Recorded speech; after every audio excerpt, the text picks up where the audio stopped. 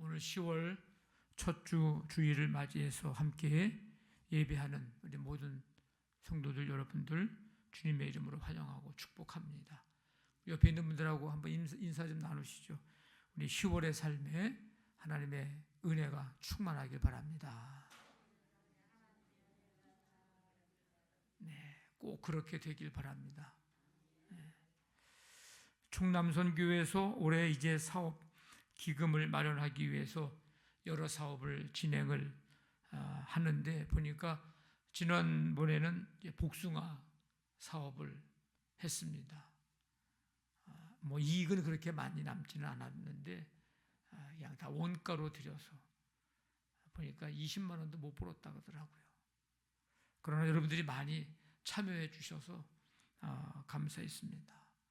근데 이제 지난번 광고 드린 대로 밤 사업을 합니다. 밤. 그래서 어제 밤을 한 300kg 실어 왔습니다. 네.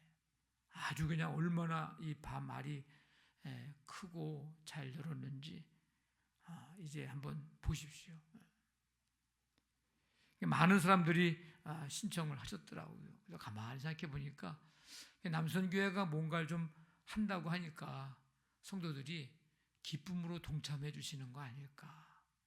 뭐 밤은 뭐 먹어도 그만 안 먹어도 그만인데 왜 이렇게 많이 신청을 하셨나 보니까 남선교회에 힘을 실어주려고 하는 그런 모습이 아닐까 싶어서 사뭇 감사도 하고 또 한편으로 모두가 다 이렇게 적극적으로 동참해 주셔서 기쁜 마음을 갖게 됩니다. 어쨌든 남선교회 모임이 활성화돼서 선교적인 사명을 잘 감당할 수 있게 되기를 또 기대해 봅니다. 제가 남선교회 사업에 대해서 뭐 홍보하려고 말씀드리는 게 아니라 복숭아든 밤이든 우리가 그 열매를 먹을 수 있게 되었다고 하는 것은 무엇을 의미할까? 그 열매가 익었다는 거죠. 그죠? 그 열매를 우리가 먹을 수 있다고 하는 것은 열매가 익었다는 거예요. 충분히 익었다는 겁니다. 무르 익었다는 겁니다. 그렇지 않으면 우리가 먹고는 싶지만 먹지는 못하죠. 왜? 익지를 않았기 때문에. 그런데 우리가 먹을 수 있게 되는 것은 그만큼 잘 익었다는 겁니다. 그래서 맛있게 먹음으로 얻게 되는 그런 기쁨, 그런 행복을 우리가 누릴 수 있게 되는 거죠. 익는다, 익었다라는 말은 열매나 씨가 여물었다는 뜻입니다. 이 여물다라는 말, 좀 이렇게 깊이 생각을 안 했었는데 이 여물다라는 말을 한번 가만히 이제 말씀 준비하면서 생각해 보고 보니까 참 이쁜 말이더라고요. 이쁜 말입니다. 산이나 들판이나 이제 곡식 과일들이 잘 여문 것을 보면 일단은 이쁘다는 생각이 들고요. 또 그 잘 여문 것들을 바라보는 것만으로도 기쁨과 즐거움과 행복을 느끼게 됩니다. 그래서 비슷한 의미의 단어를 찾아보니까 영글다라고 하는 단어가 있습니다. 그것도 참 이쁜 말이더라고요. 여물다, 영글다. 그래서 그런 의미에서 볼 때 지금의 계절은 모든 것들이 잘 여물어 가는, 잘 연구러 가는 그런 계절 시기인 것 같습니다. 이상 기온이나 뭐 바람이나 태풍이나 뭐 비나 등등 여러 가지 어려운 조건과 환경이지만 그러나 아무쪼록 그 모든 것들이 잘 여물고 잘 연구러서 전국 방방곡곡에 열매를 풍성하게 거두는 그런 기쁨이 넘치게 되기를 바라면서 또 큰 기대를 또 가져봅니다. 우리는 예수 믿고 구원받았습니다. 하나님의 은혜요, 하나님의 선물입니다. 너희는 그 은혜에 의하여 믿음으로 말미암아 구원을 받았으니 이것은 너희에게서 난 것이 아니요 하나님의 선물이라. 하나님을 몰랐던 사람이 하나님을 알게 됐고, 하나님을 믿지 않았던 사람이 하나님을 믿게 되었습니다. 하나님의 은혜와 사랑을 몰랐던 사람이 그 은혜와 사랑을 알기 시작했습니다. 나무로 말하자면 이제 새순이 이렇게 돋아난 것과 같습니다. 이제 시작인 거죠. 그러면 그 다음에 어떻게 되어야 합니까? 새순이 돋았어요. 그러면 자라야 되겠죠. 그죠? 자라야 됩니다. 가장 안타까운 모습은 심어놓은 나무가 자라지 않고 그대로 있는 거. 이게 참 안타까운 일입니다. 새순이 자라서 가지가 되고 잎이 나고 거기서 꽃이 피고 마침내는 열매를 맺어야 합니다. 하나님의 은혜로 하나님의 선물인 이 믿음을 주셔서 예수 믿고 구원받은 사람, 이제 새롭게 태어난 사람입니다. 다시 태어난 거예요. 2번 태어난 겁니다. 그래서 우리는 이거를 거듭났다, 그렇게 얘기합니다. 새로운 피조물입니다. 누구든지 그리스도 안에 있으면 새로운 피조물이라. 이전 것은 지나갔으니 보라 새 것이 되었도다. 그러니까 사람으로 말하면 이제 막 태어난 갓난아기와 같은 거예요. 그럼 어떻게 돼야 됩니까? 계속 그렇게 그 모습으로 있어야 합니까? 귀엽고 예쁘지만, 그러나 어떻게 해야 돼요? 자라야 되죠. 그냥 그 상태로 그냥 있으면 그건 뭔가 이상한 겁니다. 태어났으면 점점 자라가야 합니다. 거듭났으면, 새로운 피조물이 됐으면 이제 어떻게 됩니까? 예수 그리스도의 장성한 분량에 이르기까지 자라가야 합니다. 예수님 닮아가야 합니다. 하나님 기뻐하시는, 기대하시는 열매를 맺어야 합니다. 그래서 사도 바울은 에베소 교회에 편지하면서 이렇게 권면합니다. 오직 사랑 안에서 참된 것을 하여 범사에 그에게까지 자랄지라. 그는 머리니 곧 그리스도라. 우리의 믿음이 자라기를 원합니다. 아멘. 우리의 믿음이 성장하기를 원합니다. 이 자라는 과정, 성장하는 과정은 열매 맺기 위해서 마치 잘 여물어 가는, 잘 연그러 가는 그런 과정이라고 할 수가 있습니다. 예수님이 말씀하시죠. 너희가 나를 택한 것이 아니요 내가 너희를 택하여 세웠나니 이는 너희로 가서 열매를 맺게 하고. 우리말 성경에 이렇게 보니까 너희가 나를 택한 것이 아니라 내가 너희를 택해 세웠다. 그것은 너희가 가서 열매를 맺어 그 열매가 계속 남아있게 하려는 것이다. 예수님께서 우리를 택하셨습니다. 예수님께서 우리를 부르셨습니다. 예수님께서 우리를 택하여 불러 세우셨습니다. 왜 그럴까요?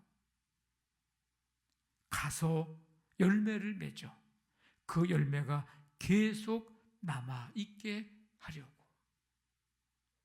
오늘 말씀에 분명하게 왜 택하셨는지, 왜 부르셨는지, 왜 택하여 불러 세우셨는지 분명하게 말씀하십니다.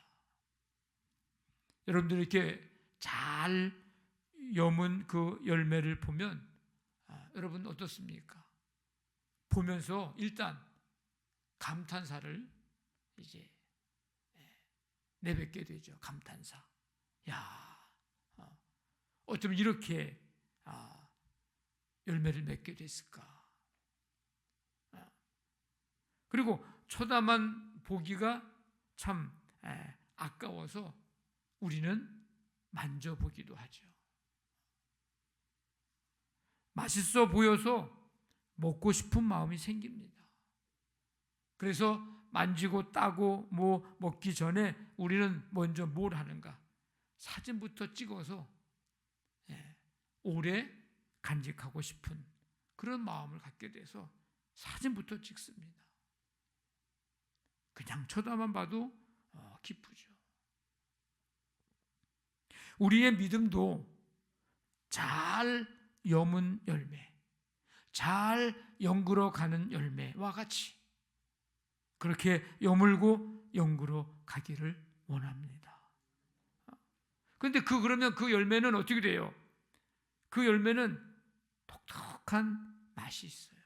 잘 여물고 잘 연근 열매는 독특한 맛이 있고 향기가 있고 기능이나 효과가 있고 열매를 구성하고 있는 그 성분이 있죠. 잘 여물고 잘 연근 그 열매들. 우리가 하나님의 은혜로 하나님이 주신 선물 믿음으로 구원받았습니다. 그래서 그리스도인이 됐고 예수님의 제자가 되었습니다. 우리를 그리스도인으로 제자로 부르신 예수님, 우리를 택하신 예수님은 우리가 어떤 열매 맺기를 원하시고 그 열매가 계속 남아있기를 원하실까? 오늘은 두 가지 말씀을 좀 드리려고 하는데, 하나는 예수님이 원하시는 열매는 사랑입니다. 예수님께서 육신의 몸을 입고 이 땅에 오심, 그것은 한마디로 뭘까? 사랑입니다. 예수님께서 십자가에서 물과 피를 다 쏟으시고 돌아가셨다. 그것은 뭘까? 그것은 사랑입니다. 예수님께서 십자가에서 죽으신 후 3일 만에 부활하심, 그것은 무슨 의미일까? 뭘까 그게? 우리를 향한 사랑입니다. 예수님께서 공생애 중에 행하신 모든 일들의 근본, 근원, 동기, 왜 그 일을 하셨을까? 그 동기는, 그 근원은 사랑입니다. 사랑. 예수님이 돌아가시기 전날 밤에 제자들을 불러 모아놓고 말씀을 가르쳐 주시고 기도도 해주시고 함께 식사도 해주시고 최후의 만찬이죠. 근데 그 가르침의 주 내용은 사랑입니다. 예수께서 자기가 세상을 떠나 아버지께로 돌아가실 때가 이른 줄 아시고 세상에 있는 자기 사람들을 사랑하시되 끝까지 사랑하시니라. 이 말씀을 하시고 제자들의 발을 씻겨주시면서 섬김의 사랑을 몸소 보여주셨습니다. 그리고 새 계명을 주셨습니다. 새 계명을 너희에게 주노니 서로 사랑하라. 내가 너희를 사랑한 것 같이 너희도 서로 사랑하라. 너희가 서로 사랑하면 이로써 모든 사람이 너희가 내 제자인 줄 알리라. 나의 계명을 지키는 자라야 나를 사랑하는 자니 사람이 나를 사랑하면 내 말을 지키리니. 그러니까 예수님은 제자들이 사랑의 열매를 맺기를 원하셨습니다. 그 사랑은 두 가지 측면인데, 하나는 말씀을 지키는 거예요. 그게 예수님을 사랑하는 거예요. 또 하나의 측면은 섬김입니다. 예수님의 십자가에서 돌아가시기 전날 밤에 하신 게 두 가지예요. 말씀을 가르치시고 그래서 내 말을 잘 들어라. 그가 나를 사랑하는 자다. 그러면서 섬김의 사랑, 발을 씻겨주시면서 너희도 서로 이렇게 섬기고 사랑해야 된다. 그러면 사람들이 그 제자들의 모습을 보면서 저 사람들은 예수님의 말씀을 지키며 살아가는 사람들이구나. 예수님의 제자로구나. 알게 될 것이다. 너희들이 그렇게 섬김의 사랑을 보여주고 서로 그렇게 살아간다면 사람들이 예수님의 제자임을 알게 될 것이고, 또 그런 모습을 통해서 너희들이 예수님의 제자임을 알게 해야 된다. 이 사랑의 열매가 잘 영으로 가고 잘 영구로 가기를 예수님은 제자들에게 원하신 것입니다.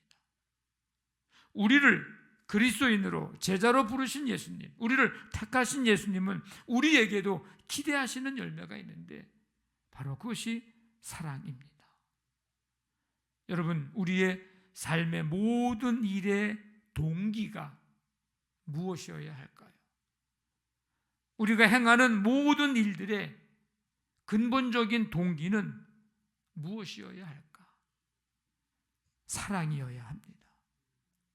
그러니까 사랑해서 하는 일이어야 하고 사랑으로 하는 일이어야 합니다. 내가 말씀을 지키며 순종하는 것도 내가 하나님을 사랑해서 하는 것이어야 합니다. 누가 윽박지르고 누가 막 그냥 강압적으로 하라 그래서 하는 그게 아니라 하나님의 심판이 두렵고 무서워서가 아니라 내가 하나님을 사랑해서 하나님의 말씀을 듣고 그 말씀대로 지키려고 하는 마음을 갖는 거예요. 섬기는 일도 사랑해서 하는 것이어야 합니다. 우리가 예배하는 것도 하나님을 사랑해서 예배해 드리는 것이어야 합니다. 우리가 드리는 헌금도 하나님을 사랑해서 드리는 헌금이어야 합니다. 여러분들의 자녀를 돌보고 손자, 손녀를 돌보고 하는 것도 나의 아들, 딸의 자녀라서가 아니라 나의 핏줄이어서가 아니라 사랑해서 하는 것이어야 합니다. 이제 2부 때 휴가 나온 우리 청년들 이제 인사도 할 텐데 군복무도 사랑해서 하는 것이어야 하고요. 이 나라를 사랑하는 마음으로 우리가 말 한마디 하더라도 사랑해서 하는 말, 사랑으로 하는 말이어야 합니다. 가족 간에든지 교회 공동체 안에서든지 어떤 직장과 어떤 삶의 현장 속에서 이웃들과 함께 나누는 이야기든지 간에 누구하고 말하든지 간에 그 말 한마디가 사랑으로 사랑해서 하는 말, 그 모든 일의 동기가 사랑일 때 비로소 모든 사람들이 우리를 예수님 믿는 사람들, 그리스도인들, 예수님의 제자임을 알게 될 것입니다. 이 열매가 잘 영으로 가고 또 영구로 가는 그런 우리의 삶이 되기를 원합니다. 우리가 자칫 깨어있지 않고 이거를 의식하지 않고 살게 되면은 우리가 하는 모든 일들이 내 욕심과 탐욕을 위해서 하기가 쉽습니다. 사람을 대하는 것도 그렇고 일도 그렇고 말도 그렇고 내 욕심 차리고 내 욕망, 내 탐욕을 차리는 일을 위해서 하는 것이 되기가 쉽다고요. 신앙생활에서도 그렇고 인간관계를 맺는 일에서도 그렇고 우리가 영혼구원 초청잔치를 하는데 그런데 만약에 이 누군가를 내가 초청하는 일을 내 체면을 때문에 내 체면을 세우기 위해서 내 체면 때문에 하는 거라고 한다면 할 필요가 없어요. 하지 마십시오. 내 체면 때문에 하는 게 아니고 사랑해서 하고 사랑으로 해야 합니다. 영혼구원 초청잔치를 하는 것이 하나님 아버지를 사랑해서 하는 것이어야 하는 거예요. 초청받아 올 그 사람, 부모든 자녀든 직장 동료든 이웃이든지 간에 그 초청받아 올 그 사람을 초청하는 일도 그 영혼을 사랑해서 하는 것이어야 합니다. 예수님이 원하시는 열매는 사랑입니다. 사랑. 우리의 삶에 주님 앞에 서는 그날까지 이 열매 잘 영구로 가고 잘 영으로 가는 그런 은혜가 있기를 간절히 바랍니다. 우리를 그리스도인으로 제자로 부르신 예수님, 택하신 예수님은 우리가 어떤 열매를 맺기를 원하실까? 또 한 가지는 향기입니다. 향기. 우리가 어떤 열매를 얻게 돼서 먹는 기쁨을 우리가 누릴 때가 있죠. 근데 그 열매마다 그 열매에서 나는 향기가 있습니다. 우리가 잘 마시는 커피도 향기가 있어요. 향이 있습니다. 그래서 열매 먹기 전에, 커피 마시기 전에 우리는 뭐부터 먹고 마실까요? 향기부터 먹고 마십니다. 먹기 전에 벌써 향기부터 맡아. 커피도 마시기 전에 벌써 그 향기부터 먼저 마시고, 그러고서 커피를 마시죠. 사과는 사과 향이 있고, 귤은 귤 향이 있고, 포도는 포도 향이 있어요. 뭐 황금향, 뭐 레드향, 천향 다 향이 있습니다. 나무도 향이 있습니다. 우리는 하나님의 은혜에 의하여 믿음으로 말미암아 구원을 받고 그리스도인이 됐고 예수님의 제자가 됐습니다. 예수님이 돌아가신 후에도 제자들이 가서 열매 맺기를 원하셨던 것처럼 우리에게도 예수 향기의 열매를 맺기를 원하십니다. 그래서 우리에게 그리스도의 향기가 나야 하고 예수님의 제자의, 예수님의 향기가 나야 합니다. 한번 우리가 스스로 살펴보십시오. 나에게서 예수님의, 그리스도의 향기가 있는가? 여전히 예수님 믿기 이전에 냈던 그 향기, 뭐 향기라고 할 것도 없지. 내 맘대로 살던, 내 감정대로 살던, 세상에 썩어질 것에 마음 들며 살았던 그 예수 믿기 이전에 냈던 그 냄새를 내가 그대로 지금도 여전히 내고 살고 있는 모습은 아닌가?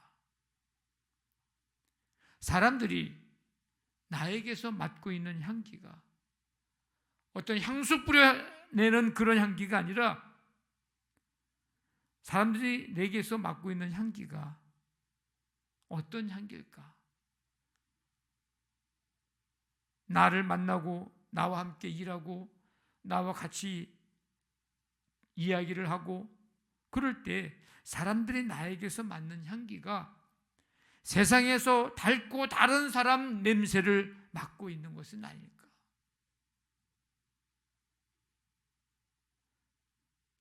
신뢰가 갈까요? 사람들이 내게서 혹시 사기꾼 냄새를 맡고 있지는 않을까? 사람들이 나를 보면서 너무 세상적인, 너무 세속적인 그런 냄새를 맡고 있지는 않을까? 혹시 나에게서 그런 냄새가 너무 많이 나는 것은 아닐까? 나를 보며 나와 함께 하면서 사람들은 내게서 어떤 향기, 어떤 냄새를 맡고 있을까? 때때로 궁금하기도 합니다. 조심스럽기도 하고 약간 두려운 마음도 조금 있기도 하죠. 사람들이 나에게서 어떤 향기를 맡고 있을까? 목사님을 만나면 목사님에게서 어떤 향기가 날까?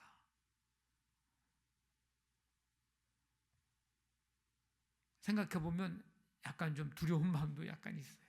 걱정도 좀 있고. 나에게서 예수님 향기가 나야 되는데. 예수님은 우리가 예수 향기 나타내기를, 예수 향기 열매가 잘 연구로 가기를 원하십니다. 어쩌면 하나님께서 다윗에게 뭐라 그랬어요? 이는 내 마음에 합한 자다, 내 마음에 맞는 자다라고 말씀하셨는데 여러 가지 의미가 있겠지만 다윗에게서 향기가 난다라는 의미가 아닐까? 부족하고 연약하지만 그의 모습과 삶 속에서 하나님의 성품이 나타나고 하나님을 닮아가고자 하는 그 마음이 닮아가고자 하는 그것이 그에게 보여 있고 그렇게 애쓰고 힘쓰는 몸부림치는 그의 모습을 보면서 하나님이 내 마음에 맞는 자라고 말씀하신 것은 아닌가.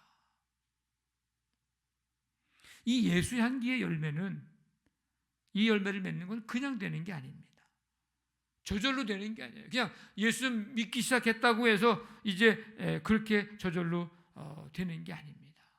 잘 연구를 때에, 잘 여물을 때에 그때서야 비로소 아름답고 제대로 된 향기를 낼 수 있습니다. 잘 여물고 잘 연구를기까지 그 수많은 비바람과 병충해 모든 이런 것들을 이겨내고 잘 견뎌내야 하지 않습니까? 우리가 예수 향기 나는 삶을 살려면 많은 고통과 아픔과 상처를 이겨내야 하고 비로소 그럴 때 예수 향기를 진하게 낼 수가 있습니다. 진주가 어떻게 만들어지는지 아시죠? 진주.